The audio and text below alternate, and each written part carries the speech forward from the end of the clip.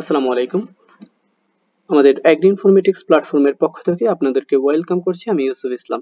আজকের এই শর্ট ভিডিওতে আমরা বেসিক স্ট্যাটিস্টিক্স এর দুটো ব্রড ক্যাটাগরি সম্পর্কে জানার চেষ্টা করব, যার একটি হলো ডেসক্রিপটিভ স্ট্যাটিস্টিক্স এবং অপরটি হলো ইনফারেনশিয়াল স্ট্যাটিস্টিক্স। ডেসক্রিপটিভ স্ট্যাটিস্টিক্স এর মাধ্যমে আমরা মূলত আমাদের ডেটাসেটকে ডেসক্রাইব ও সামারাইজ করতে পারি। অন্যভাবে বলতে গেলে আমরা যদি আমাদের ওভারঅল ডেটাসেট সম্পর্কে ওভারভিউ পেতে চাই, সেখানে আমাদের সাহায্য করবে ডেসক্রিপটিভ স্ট্যাটিস্টিক্স। এখানে আমরা মিন, মিডিয়ান, মোড এবং গ্রাফিক্যাল রিপ্রেজেন্টেশনের মাধ্যমে আমাদের এন্টায়ার ডেটাসেটের একটি স্ন্যাপশট পেয়ে থাকি। অপরটি হলো ইনফারেনশিয়াল স্ট্যাটিস্টিক্স। আমরা যখন ডেটা অ্যানালাইসিস করি তখন মূলত স্যাম্পল নিয়ে কাজ করি।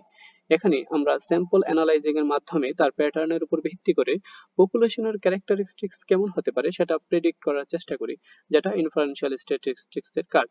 যেমন আমাদের কোনো একটি প্লটে যদি 1000 প্ল্যান্ট থাকে এবং সেখান থেকে আমরা যদি স্ট্যাটিস্টিক্যাল টেস্টিং এর মাধ্যমে 10টি প্ল্যান্টের প্যাটার্ন অ্যানালাইসিস করে পুরো প্লটের প্যাটার্ন কেমন হতে পারে তা জানার চেষ্টা করি, তখন আমাদের সাহায্য করবে ইনফারেনশিয়াল স্ট্যাটিস্টিক্স।